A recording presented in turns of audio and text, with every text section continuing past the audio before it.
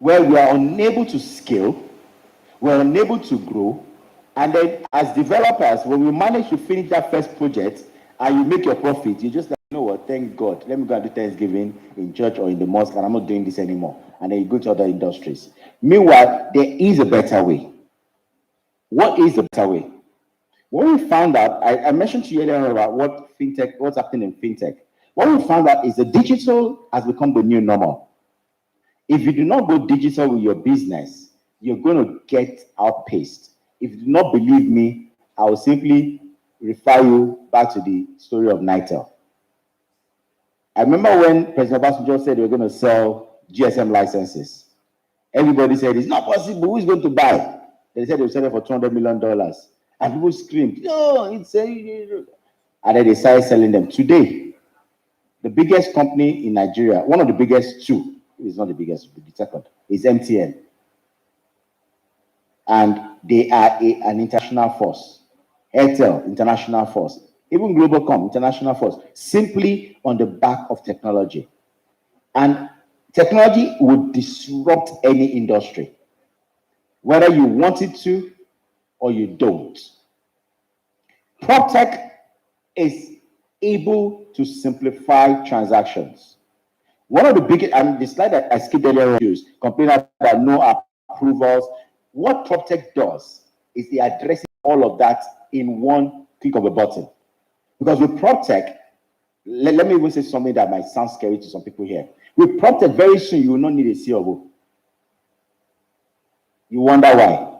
I'll tell you, as a developer, I have people that bought properties in our estates over 15 years ago. I'm only just finding out that they don't have title documents. And I asked one of them, who is a professor who was working for WH, I said, why in God's name did you never perfect your title? And he looked at me. I said, why do you think I bought property from you in the first instance? I go, what do you mean? He said, I know you had title. And once you had title, I know you are honorable, you're not going to sell my property, so I'm okay. I was scared for him because I'm like, what if I wasn't honorable? I'd have sold his property years ago and he wouldn't have known. But what Proptech does is when you have a digitized database of titles, you can buy a property from me, not bother to register it, and sell it to any other person. Another person has to do is come back to me and we switch records. It's what happens abroad. There's no land registry keeping dirty documents that are dusty. It's all digital. And it's going to happen. So while we have state governments still fighting to keep the Land Use Act as archaic as it is, technology is moving to the point where the Land Use Act will soon become irrelevant. Because all that would happen is a developer goes the first line, gets that title, sorts out his paperwork, creates a secured document around it, and then he begins to sell to other people under him. And everybody shares part of that title, and nobody goes back to perfection of anything. That's what Proptech does. Digitization will remove the lack of transparency that we have right now, because anything you're doing, it is easy. You can't lie anymore. Facts don't lie. So somebody's selling you a house in Maraba and tells you it's a roofing stage. You don't need to even go there. Just click on the button and do a video, and you know whether there's even cleared the land or not. I mean, I know we're all professionals in this room. That's why I can afford to be very direct with some of what I'm saying. Co-living and co-working structures are becoming the norm. People are no longer buying big houses. Or when they're buying the big houses, they're turning them into single apartments. Something like what Sam was sharing with us yesterday. That's the new normal. People are buying 5-bedroom houses and converting them and having 5 people living in one house. It's becoming the norm because the young people do not need those big houses that we're building anymore. They just want services and a decent environment. We spoke yesterday about 3D homes. Use of technology is going to make building, you have property portals, you have crowdfunding models, you have all sorts, all of them, all these things are happening right now in the industry. And then all of this coming together are going to change the way you transact.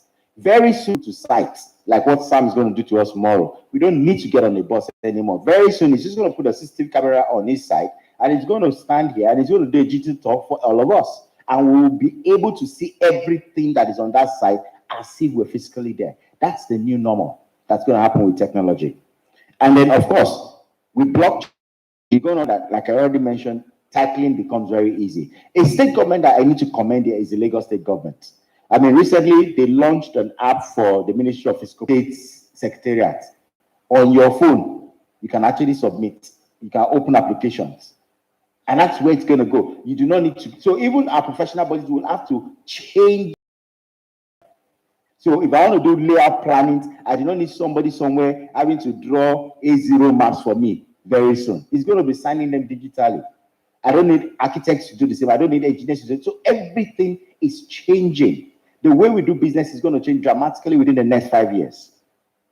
These are just examples of all sorts of applications that I have there. The next slide, please. These are all the applications. There are many more, but these are like the major ones that are currently in the onboarded on Stow. Over 1 million people will see it automatically. And digital marketplace that revolutionizes home. It's helping people to build individual credit history because you're paying over a period of time and you're aggregating your data. So even people that want to build for you, they are building homes that are designed to meet your exact need rather than just building and speculating. It provides transparency and flexibility for first-time home investors. It increases accountability. I already spoke about that. It integrates with e-banking platforms. So all your transactions are digital. We're not creating our own solutions. We're using Flutterwave, Paystack, and IntoSwitch as a back end, and they're processing all the transactions on the back end. It integrates with the NMLC mortgage marketplace. So NMLC has created a mortgage marketplace where all providers of mortgages can profile clients and see if you're the kind of person they want to give mortgages to. What we've done with Stow is to integrate with Mortgage Bank, add the Mortgage Bank, and it's our primary mortgage bank, but other mortgage banks on the NMLC platform. So when you're a subscriber on Stow, as you're paying for that property that you signed on into, your profile automatically goes to the mortgage marketplace. So what we're looking to do is to create a situation where within the foreseeable future, you begin to get letters of offer in your email that says you've been pre-qualified for a mortgage. And you can actually buy a home without having to carry files and be chasing people and asking for people to help you chase people. I thought everybody would be excited about that. It is possible because today in the Western world, people get credit cards in the email. And you wonder how it is because they profiled you. They saw your record. They know that you've been paying your bills and you automatically are pre-qualified for credit. It can happen here. And that's what we're leading to because these are assets that are of high value. So once you're buying a property, whether you're buying a 5 million, 10 million, 15 million naira property, you're automatically being profiled. By the time you're finishing your 10%, you're getting an offer letter that says, oh, because you were consistent in paying this money over 6 months, we're giving you an offer of a facility. And there are companies out there that's all they need to support you. It deepens the developer pool because developers no longer have to build markets. The market has already been built for them. They just have to come in with a product and sell to it. It helps to create real wealth because, like I said earlier on, people can actually sell. So while the property is under construction, it's an option. You can sell your options, you can sell your rights. So in the Western world, people talk about first mortgages, second mortgages, even third mortgages. So I buy a property, you take me out, you return my equity, and give me a small margin on top. Somebody else can buy it for me, and that's where we're leading towards, where we can begin to trade real estate assets the way you trade every other asset out there. So when we launched Stow in the test phase in October 2020, and as of today, with minimal market, in fact, until 2 months ago, we hadn't been marketing it, but we have 1,900 people who, of their own volition, went on the Apple stores and downloaded it. But the most interesting for us is that Nigeria, US, UK, Canada are competing for the number of people that are downloading it. So all those Nigerians abroad who were trying to invest, who were afraid of Nigeria, are beginning to find out, okay, if I can do it digitally, then I can actually invest. Now, this is how the dashboard of Stow typically looks. It's a very simple interface. I'm going to play a video now that will, okay, so, and then the next one. So it's a mobile app, like I said, and we're going to play this video, and this video will basically walk you through it. Can you play the video, please? Can you play the video? Makes it possible for you to view off-plan property in your preferred location, place your orders for your unit or units, and make payment, all from the comfort of your home or office. You can also monitor the progress of development of your unit without having to visit the site, as live updates are sent through the app. To use the app, visit the Google Play or iOS App Store To download the mobile app on your phone, or go to www.stow.ng to use the web version. Sign up by filling the sign-up form to gain access to the dashboard. Once there, click Buy a Property to open the property listings and search page. Search for your desired property by location, type, or price. Click on your desired property and view payment plans. Select desired payment plans and click Next. Read and accept the terms of purchase to move to the next stage. Select payment spread option and mode of payment. Subsequent payments are made by clicking Next Payment on the dashboard to repeat the steps above. Stow is brought to you by Octo5, freedom to own a home. So thank you very much. So what we're doing now is that we're opening up the platform to third-party developers. What does that mean? We're not trying to create a closed system for our projects. We're creating a system for all developers who do off-plan or new build homes to be able to offer their properties wherever it's located to people that are interested in buying them. The way it typically works is that it gives you, as a developer, access to a pre-qualified list of willing subscribers, people who have completed all the process, all the onboarding process, they've submitted the financial document and everything. You know that they can afford to buy your homes. It gives you faster access to revenue. So as a developer, what it means is that you can say to yourself, okay, I'm going to develop 100 units. Because I want to unlock cash flow, I'm going to put 25 of the units on the Stow platform. Those 25 units will reduce the need to borrow from you because it guarantees you offtake. It provides you access to virtual project managers because Stow thrives on integrity. Every project that's on the Stow platform is properly assessed. There are professionals who are checking what's going on. Because what we're offering subscribers is that they can get their product, they can get their properties, and they get good quality properties. It increases market visibility, and then it gives you free marketing as a developer. So I'll stop at this point. There's a lot more I'd like to share with you, but I'll stop at this because of time. And I'll hand over to Roland, who will then, so this is speaking to it from the marketing point of view. Roland will share with you another solution that's coming to market that speaks to it from the financing point of view. Thank you very much.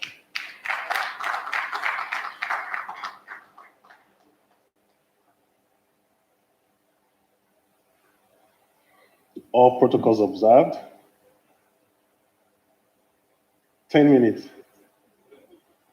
Okay, I'll try and do it in 15 minutes. And I think that Jide has helped me to kind of,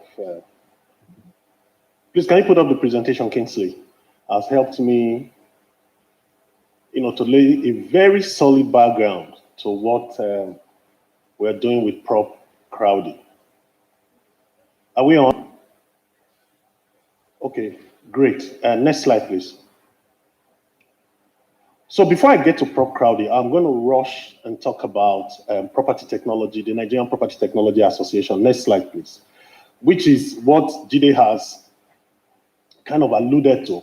There are about 100 young startups who are working across the value chain of property to make sure that we get to the next dimension of real estate transactions. So that's the portal for the Nigerian Property Technology Association. There are a lot of resource materials there. You can look it up. Next slide, please. Next slide, since there's no time. So I've mentioned this next slide about 100 startups.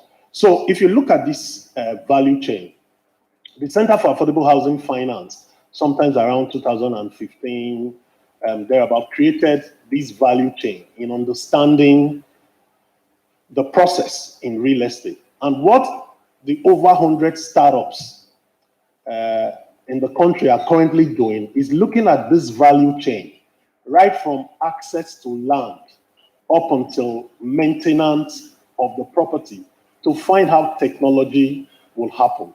A case in point is the Lagos State Real Estate Regulatory Authority, which is LASRIRA, who I think they won an award here yesterday or 2 days ago.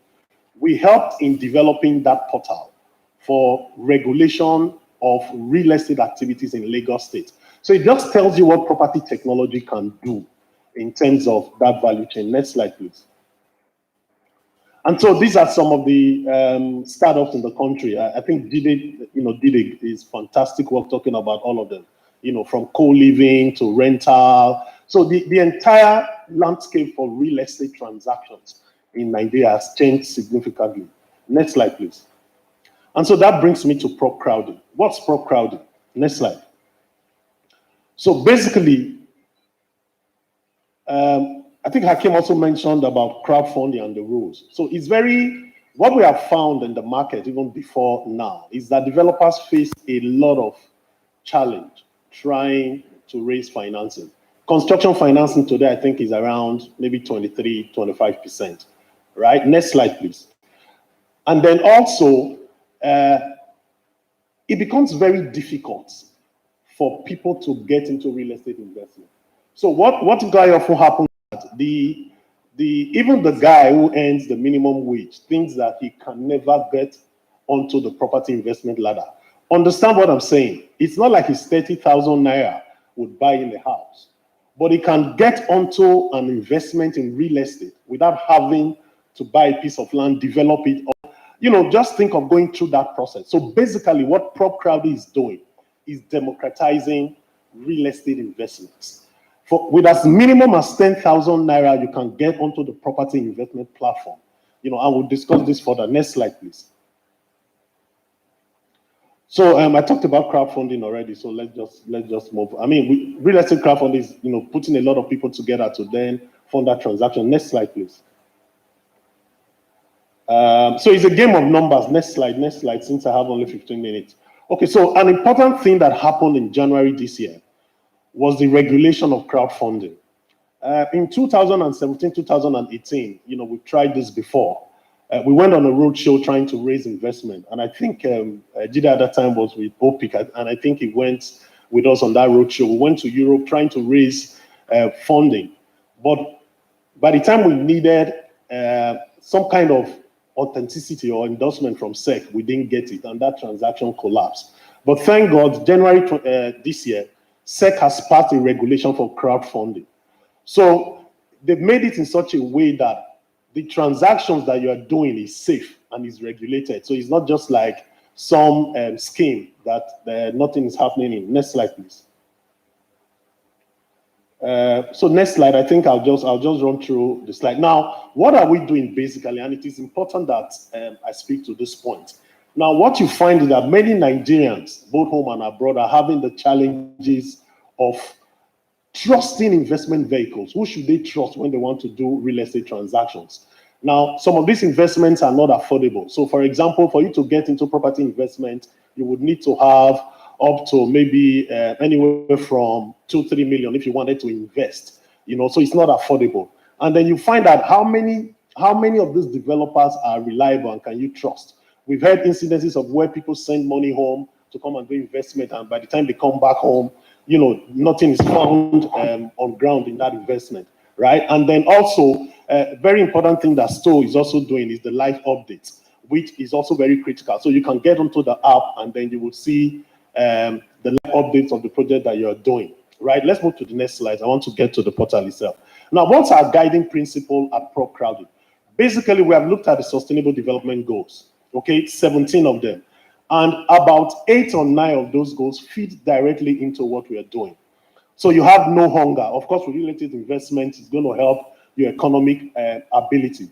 So I won't go through all of that, but basically the guiding principle is that no matter where you are at, in terms of your in the economic ladder, you are able to do some form of investment in real estate and in property. Next slide, please. And so basically it's transforming what is intangible, to tangible. So people who hitherto were looking at property investment as something that cannot happen, now, it's all an opportunity for them to be able to do this. Next slide. Okay, this is the portal. So let's just run through. Let's just go to the live portal. So, no, not there. Go to the next. No. Not yet. Go back. Next slide. Next slide. Next slide. Next slide. Next slide. Next slide. Next slide, just go because of time. I was talking, okay, here. So I was talking about the market side. So you can go, let's go to the live portal so I can show you basically how it works. So if you look at that portal, as you get into the portal, okay, I think they just canceled that. If you get into the portal, you see the disclosure where we are fully disclosed. And this is a SEC regulation to say that when you come to the portal, you will have a full disclosure that the investment that you're doing has a high risk, just so that people are aware before they do that transaction. So let's try and let's go to, just scroll down. So people, you can look at this portal, on your spare time, or even while the presentation is going on, propcrowdy.com. Now, let's try and invest in a property. We have a property on, so let's try and invest in a property on the portal.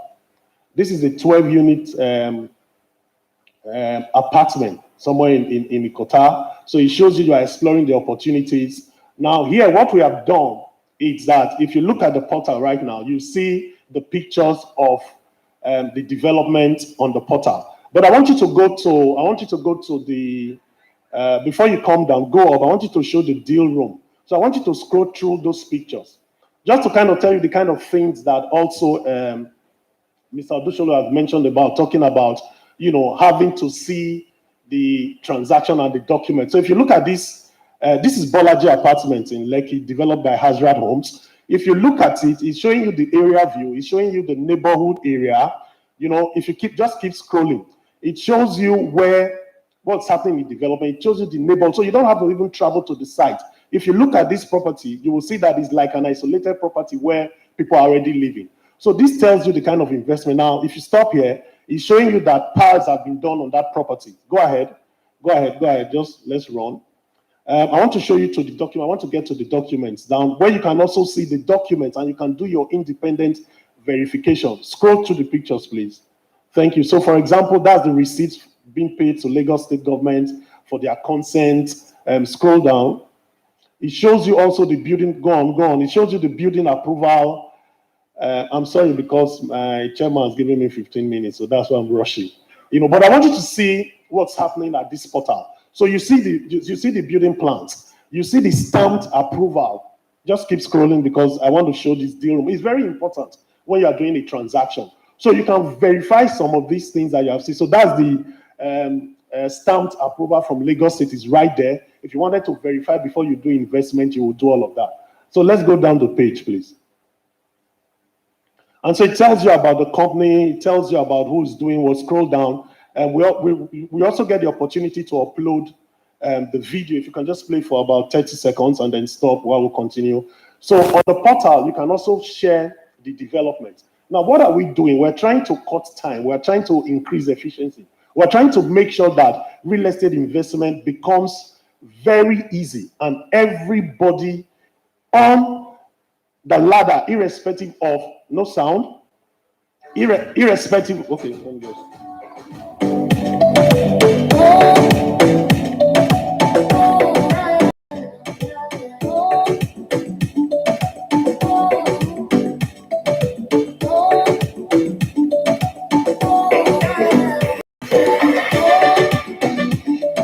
Okay, we can continue. We can go out. Let's go to the we can go out. So I just wanted to show you, the capability for the portal. So let's try and invest in Bolaji Apartments. And so you click on invest, it says login. So without logging in, you can really not invest. So it takes you, so let's just, how many minutes are? 10 more minutes.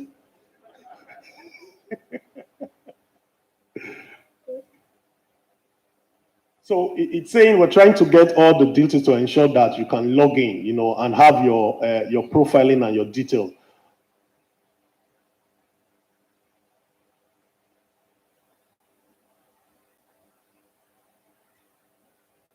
Are you having challenges?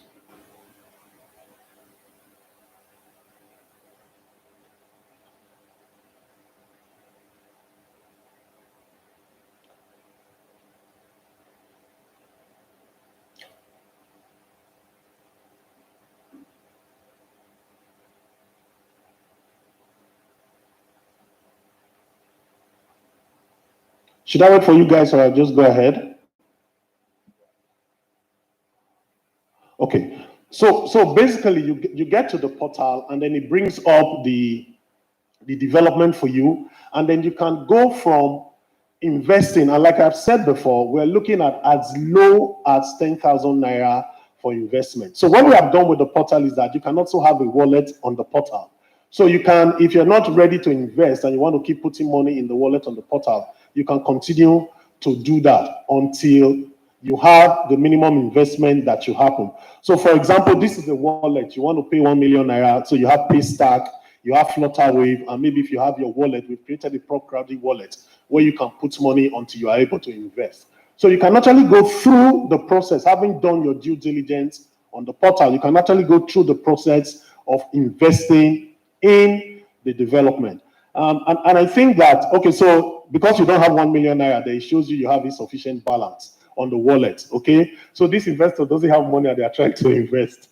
So you might just want to use a Paystack. But I mean, I enjoin everyone because of time to go through the portal, and before we get to the Q&A session, and then we can have all the questions asked. So thank you very much.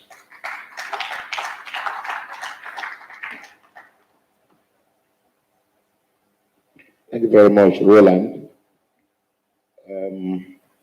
We're going to come to Q&A, but I'll just invite Prof to make some remarks. I know that he is also, I mean, Prof as the chairman of the board on which I'm a director, and you know, I think he will say more about that because of his remarks.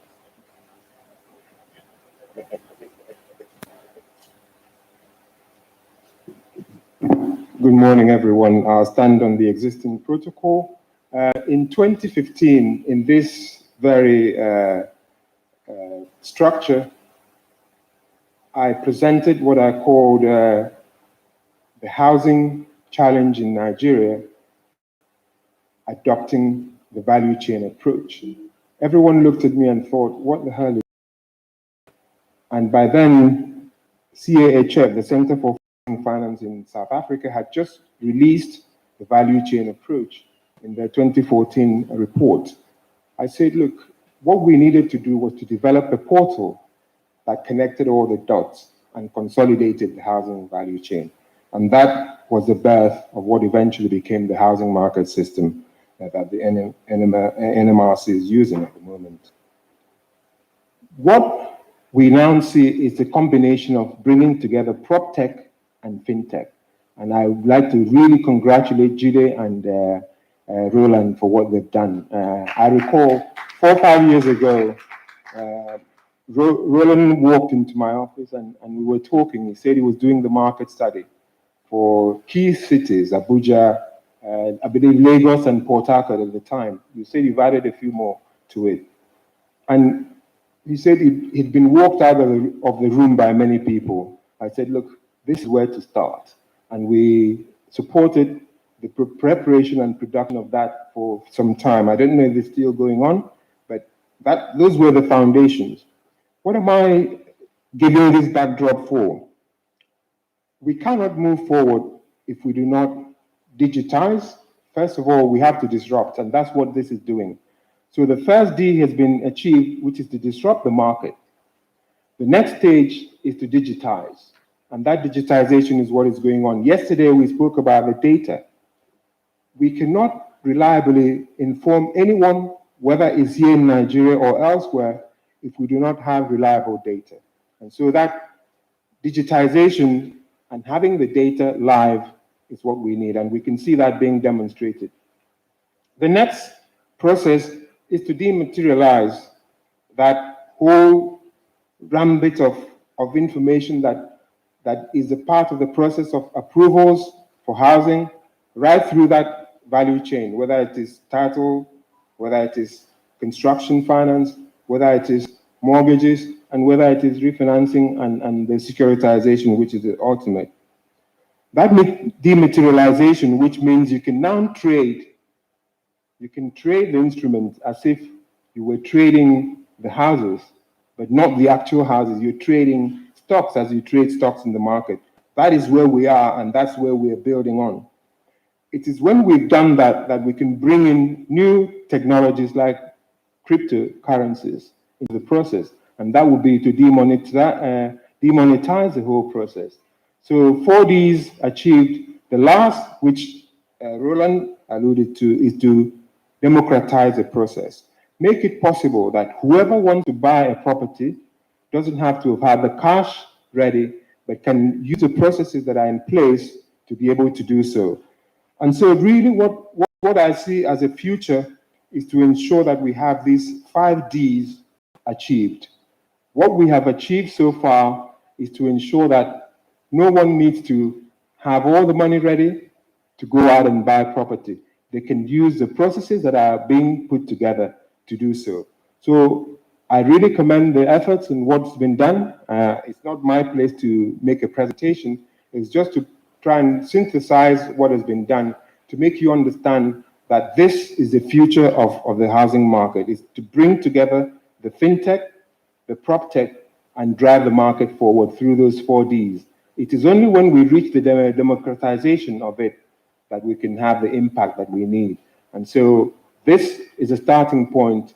We need to populate the data. We need to continue to do the work that we need to do to give really assurances in the marketplace. At the moment, if you go out there as you did, Roland, there's interest in the country, but when you look at the risk, people ask you, we cannot quantify the risk because we don't understand your data.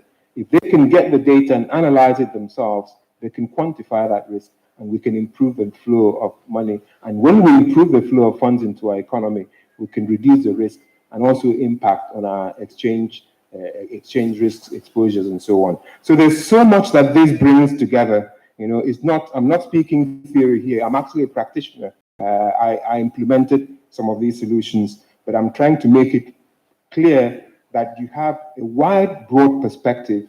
The digital economy, the e-commerce economy, dwarfs what you understand today. And the capability is almost unimaginable because it's a technology-driven opportunity. And so I hope we embrace it in the industry. When you're asked to provide information about what you're doing, don't be hesitant, because it would come to help you improve on what you're doing. It would come back to help you to actually draw in the customers that you need, whether it's domestic or international. And so that is the premise on which I'm totally in support of the development in the sector. And I really commend you, truly commend you, because as Hakeem alluded to, I also am part of a corporate entity that is driving similar initiatives. Thank you. Thank you, Prof. Okay, just before we go into the Q&A, let me also just, I really like some of the things that I've had this morning. I like the fact that Jide is thinking collaboration, because parts of the issues that we have in this, that we've always had in this industry, is that we always like to go solo. We like to go as I've always preached in this industry that we have to move from the era of harmful competition to winning collaborations. You know, so nobody really needs to reinvent the wheel. If as a developer or my cooperative, for example, we have a cooperative, you know, we try to develop our own e-payment platform, you know, so I don't have to spend money. I can always just onboard my members as are necessary onto his platform. So, I mean, that's very good for our industry. Roland used the word democratizing real estate investing. You know, as you know, that I'm an apostle of real estate investment trusts. In my previous life, I've had the privilege of leading the flotation of real estate investment trusts. I've also written a book, and which, by the way, is outside there. In case you have not bought, please buy your copy. You know, but more seriously, in the last chapter of that book, I wrote what next for risk regulation, and I looked at 3 areas. I looked at risk management, I looked at sustainability, and I looked at digitization. Because the reality of the matter is that, you know, and you know, sometimes when you hear things like this, you think it's far-fetched, but the reality of the matter is knocking the door. We have to start, and I tell you, I'm working with some property owners now. We're trying to create an online REIT. We're going to create the normal REIT, and we're creating a digital version of it. You know, I mean, we've reached very advanced stages in that respect. All through yesterday night, we were talking and we're having Zoom meetings, just trying to conclude the valuation of the assets. You know, and we're putting like four major assets together to drive that. But the reality of the market, of the physical asset, that people can just come in and, because one of the greatest problems of real estate is liquidity, the access to liquidity. You know, you have to wait, you have to call agents, but when you get to the level that you can buy and sell, you know, pretty much the way you trade another commodity, that is where we can really grow this industry. And the way to look at it is to understand the value chain and to see how tech is driving some of the, I mean, I sat on some competition for startups, you know, you'll just be blown away by what young men are doing in this industry today, you know. In fact, I told one of them that they want to convert some of us to endangered species, you know. We really have to quickly up our game so that we also remain relevant, you know. So I encourage us to take the issues that we're discussing this morning very seriously, you know, because whether we like it or not, disruption has come. And it's either you join the train, or the train of destruction will just drive you into oblivion. Yeah, that's why I like the session for this morning, you know. So congratulations to Jide, congratulations to Roland, that at least in fact the fact that Proptech is having a whole session at Abuja International Housing Show shows that we're now taking it seriously. Before, Roland will about to wait for API, you know, before he will get this kind of audience that we're getting today, you know. So on that note, I'd like to invite comments and questions generally, you know, around PropTech across the value chain. I can assure you that we have the capabilities on this stage to attend to those questions, the risk areas, the areas of concerns, and all those things, you know. So your comments and your questions, yes. If you please. Thank you very much, Chairman. Okay, congratulations, Jide, Roland, great stuff going on. Just a few questions. One is relating to due diligence. When you're selecting the developers you have on your platform, what will be the criteria? What kind of information will you require? How do you follow up with that information? And then the second bit is about transparency in the industry. So for example, in the US, when property exchanges hands, automatically you can actually see it on the internet. If you Google somebody's name, if you Google a property, you can see a history on the exchange, on how your transactions on that property, the years, the amount paid. So now how will you be able to get that transparency from the land registries across the 36 states in our federation? Thank you very much. Let me go first here. So I'll leave the transparency and title transfer to you to deal with. But, you know, good question in terms of due diligence. So technology is one component of it, okay? Now, we have an independent advisory, independent investment committee who does the proper work of finding out whether a developer, okay, is fit to put on the platform. The reason is simple. The Security and Exchange Commission, right, the responsibility for any failure of transaction doesn't rest on the developer, it rests on PropCrowd. So the Security and Exchange Commission is very clear. So we have an independent investment committee who looks at the proper due diligence. So for example, we're looking at, launch will happen in a few weeks down the line, okay? We're looking at onboarding about 3 developments. For Bolaji Apartment, for example, where I did get into is that on the portal, you will see that the equity contribution for Bolaji Apartment is 61%. We're only raising 100 million, which is 39% of the development. Okay, so that process of conducting a due diligence, are there subscribers? There are 12 units of apartments, right? 6 have been sold.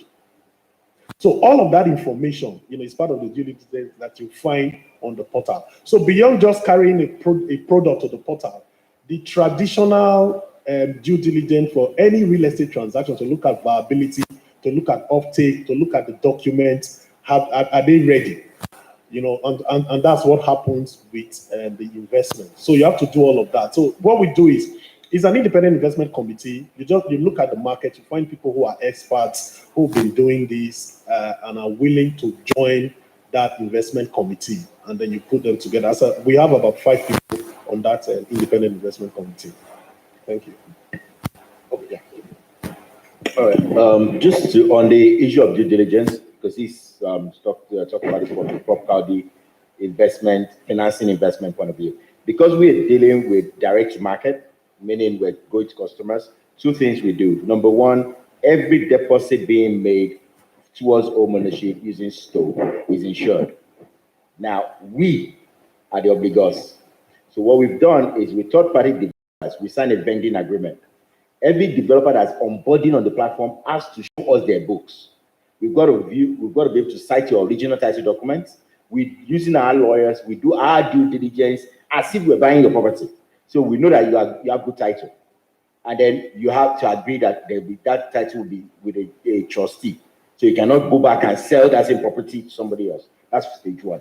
Then when it comes to your design and engineering drawings, we also have certified engineers and architects who have to go through all your designs. If we're not satisfied with anything in there, you've got to make those changes. It's only when you have gone through that entire process that your property gets onboarded onto Stow. Because what we're saying to the customer is, once you see a property on Stow, it means it has good title, it means it has clear documentation, it means the property is genuine, and it means the location is real. So we have to take on that obligation, which we are, and that's why so it's quite similar. We have a team that's their job. That's why we spoke about that for developers, you have access to virtual project managers. So even those who are going into real estate, many people like that, who are not professional developers, can actually keep going into real estate quite all right, but now they have access to professionals that make their work easy. On the issue of titling and being able to trade, you did hear me mention that the second version of Stow is actually to allow you to trade the options in your property. We call them options because until you finish paying, you do not actually get title. But for some people, so you're doing a development and it's going for 5 million naira, and the person just has 2 million naira, he wants to lock away somewhere, he invests it. He has no intention in owning that property. And then by the time the property is finishing, it's trading for, say, 7.5 million naira. That same person actually using the Stow application can opt to trade it to a third party.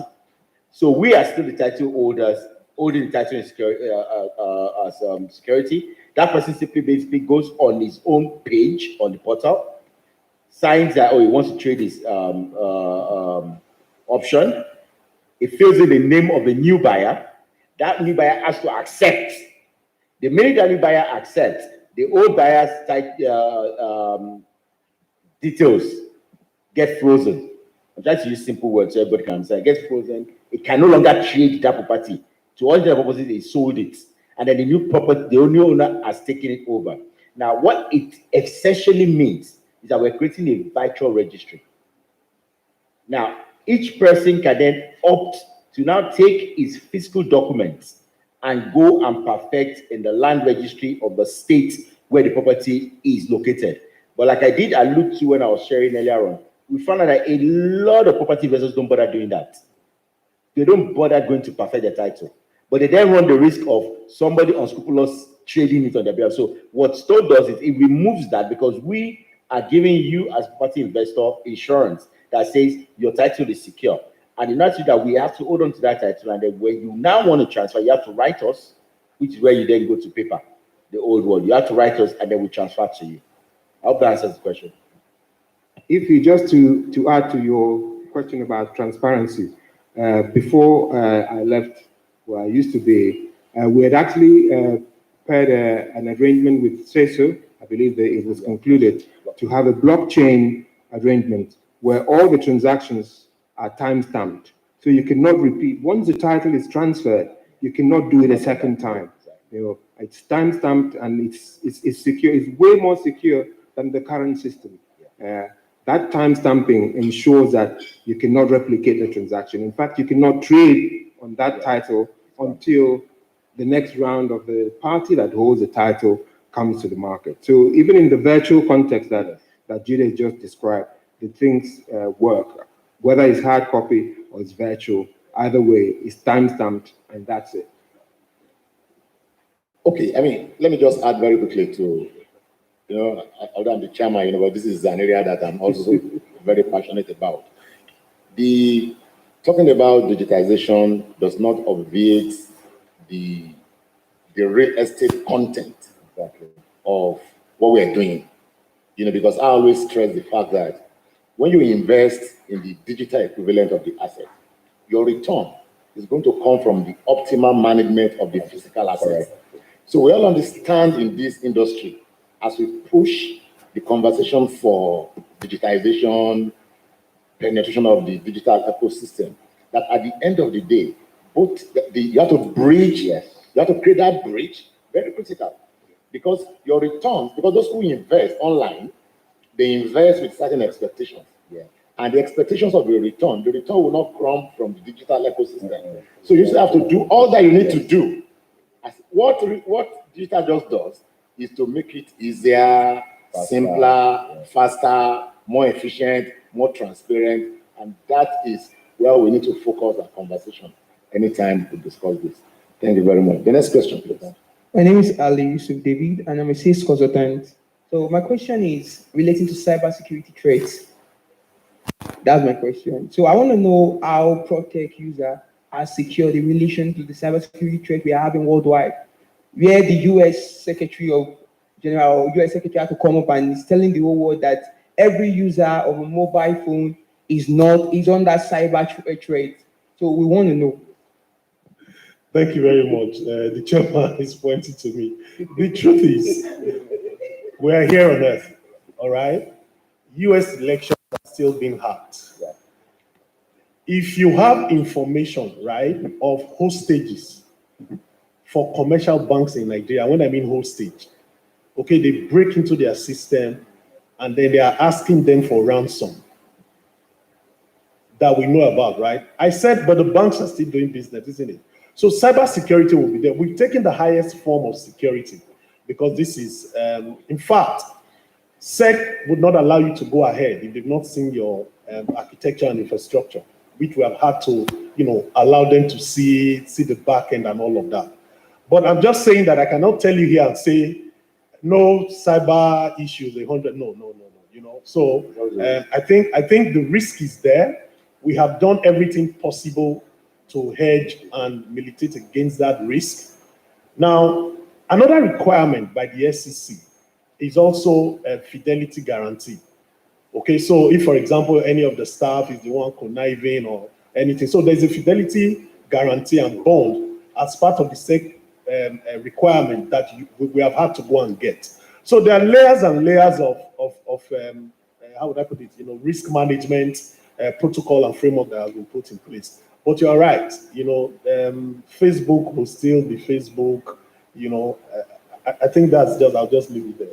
Sir, Thanks. is it okay if I try to, let me just point out something. Sir, what do you do? You're a sales consultant. Are you an ethical hacker? That's why he's asking the question. What? Ethical hacker. Okay. Yes, because you need to have them on your board. So harvest the hackers and then have them prevent the crime. That's actually what he's trying to do. It's a good place. Please clap for him. Can we have this gentleman, please? Over there. Please tell us your name and your organization for The chairman will take to one and then the next question and we're done. Yeah, Femi Yusuf, Lafarge. I must commend you for this revolutionary move. I think the industry had been waiting for this for a long time. It's an industry that I think has suffered quite a lot from, several challenges: finance, quality of construction, professional apathy. We can just go on and on. So there are two areas I wanted to ask about. One is I like the bit about the professionals, but I think you need to make a bit more noise about that, about getting Nigerian professionals, project managers, architects. That is going to do a lot to not just strengthen what you're doing, but also enable a fast track of development and the technological input. So that's one part. Now, from our part as material construction developers, I believe if you're not thinking about it, you should. There is that channel along the value chain. There's that channel of how construction material producers and suppliers can get into this space. You could do it from the back end of just linking your developers to them, or find a way, because if you do that, and with the professionals, I think this is something that will really open up the space, standardize the space, and also allow that trust to be there with digital blockchain, with cryptocurrency, and all of that. And then that will, the $20 billion, whatever estimate we've had of potential lockdown potential, can be opened up. Thank you. Okay, I think that's more of a comment. I'll just take this. I'm sorry, we have to round up this session because we'll need to move on to the next session. Yes, good afternoon. My name is Ifeanyi. I write for the News Agency of Nigeria. I've listened to most of the presentations, and they are very laudable, the ideas, the technology that is being deployed. But I'm also bothered because we still have a wide deficit, and real estate in Nigeria is usually targeted mostly because of affordability to between 5 to 15% of Nigerians. How, in specific terms, can technology help in driving the price down and making it a bit more accessible to the more common man in Nigeria to bridge the housing gap? Thank you very much. Okay, thank you. I'll also take this gentleman, since I already pointed, and then I'll close the. Then we'll answer the question. Just have a question. Good morning. My name is Timothy Gusa, planner. I teach urban design. I'm excited, really excited at what I heard today. I know my daughter, who lives overseas, has been trying to get a house in Abuja and she couldn't. So I'm sending her some information. So she may become a client to one of you guys who knows. But I have a question. I have experience in North America, Canada, the United States with mortgages. In Ghana, I have never seen any mortgage, any attempt to offer anybody in Nigeria anything more than 4 or 5 years to be able to pay off a house. So my question is that, are we really serious to expect people to pay for a house in 4 years? And what are you people trying to do about it? I see he's laughing because, but I think so it's a very practical question. Thank you very much. Okay, you answer the question, just give us your closing remarks. Thank you. 2 minutes, and then is this working? Yes, it is. Okay, the reason why I was laughing is, for you to understand very simply, what we're trying to do is massive disruption of the market, but at the same time, scale up the market. You are right. No developer can give you longer than if you're 45-year payment plans. However, when you have scale, and I've got 1,000 customers who I am giving such terms to, I'm able to offload those credits to a mortgage bank who want it because it's clean credit. And then the mortgage bank is able to offload it to the NMLC, who have bonds that they can actually use to pay for a longer term. So you start out with a short-term credit line, but you potentially can end up with a long-term mortgage once the pipeline works. And that's what we're trying to actually achieve. The first question had to do with, what's the first question again? How do we Yes, again, same thing. It's all about scale. The more we're able to do, I mean, Gemma from Lafarge said it quite well. If I am able to say to purpose of arguments, Simon Fuller, that I'm going to give you 1,000 customers able to take up your 1 million naira home, he doesn't have to worry about market building. He doesn't have to worry about anything. He just has to worry about production. He's able to go to the material source provider and take long-term procurement plans in place. And at the end of the day, by creating that skill, you bring more efficiencies in and you make the entire system work. And that's what I want us to take away from this. This is a long-term push to upturn and restructure a high-bound industry. And as we all work together, we're able to do it. Like the chairman said, it's all about collaboration. No one person can do it alone. But when we all come together and put all our resources to work, we'll be able to make this a whole new industry that changes the way people buy properties in Nigeria, and people can actually become free. And when they have that freedom, we will start worrying less about bombing each other because we all have a true stake in the nation. Thank you. Prof, any last word? My last word about the market itself. It's all about consolidating the market. What we have is a fragmented market. You know, everything is operating in silos, and that's what technology is doing. Proptech and fintech together combined are consolidating this fragmented market.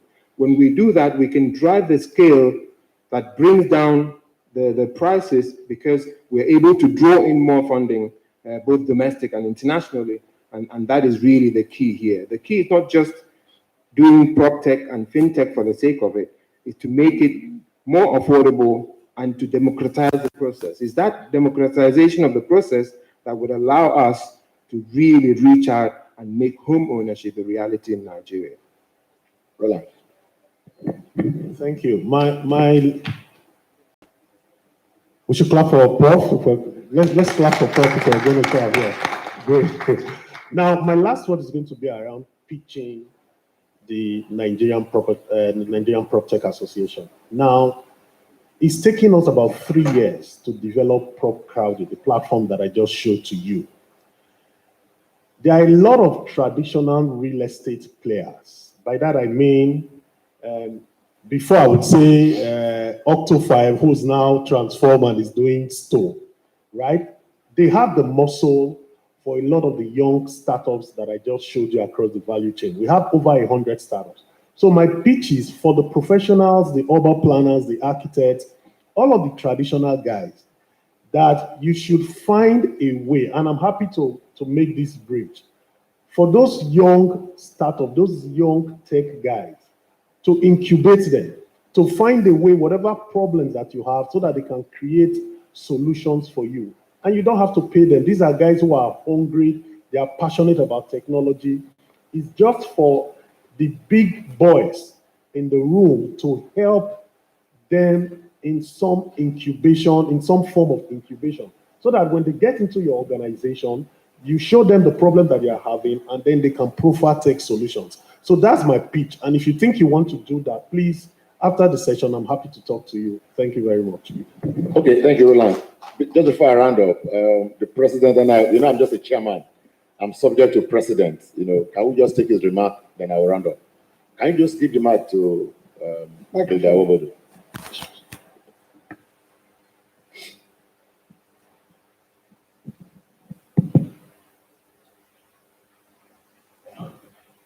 Yes, good morning, ladies and gentlemen. I really appreciate your presentation.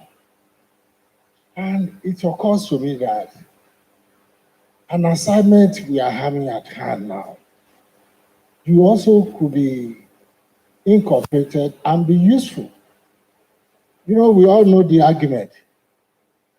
The Minister of Works and Housing had seriously, vehemently contradicted the shortage, that old figure of 70 million. And those of us in the built environment professions thought that we should come together and be able to verify and provide a reasonable, well-investigated figure that cannot be compared in terms of housing units shortage in Nigeria, or the demand and supply comparison. My question is this: where do you think your technology will be of assistance to our committee? Thank you. Okay, thank you very much. Our time is fast spent. I'm going to organize a side talk between you and I will be president. Two things I want to say to us as we round up this session. Number one, disruption is here. Disruption is here across the entire value chain, and anybody who wants to remain relevant, you have to latch on to what is happening. Otherwise, this train will just blow you up. Funding has always been a problem, but I've always been a strong apostle of the fact that all you need to do is to understand the regulation and see how you can legitimately, within the difficult regulatory milieu, still raise your fund. And we've seen what has happened. We've seen what Lotus Capital has done. We've seen what Family Homes Fund has done with Sukuk recently. We've had what Shelter Africa is trying to do. I've also explained what we're trying to do with those 5 assets that we currently are working on. So across the entire value chain, things are happening. And technology. The young man asked what technology is doing. Let me tell you, one additional benefit of technology is that it's also helping people to create the habit of savings towards owning a home, planning towards owning a home. We believe in Nigeria that you have to hammer before you buy a home. But it's not like that in other parts of the world. You plan, you dedicate a portion of your income, of your earnings, on a consistent, because that's what the mortgage banks are going to look for when they want to evaluate your credit standing. And that is what technology is also doing through various cooperative platforms that we also. But the conversation continues. I'd like to thank you for being very active listeners and very good participants at this session. And on that note, I'd like to bring this session to a close. Thank you very much.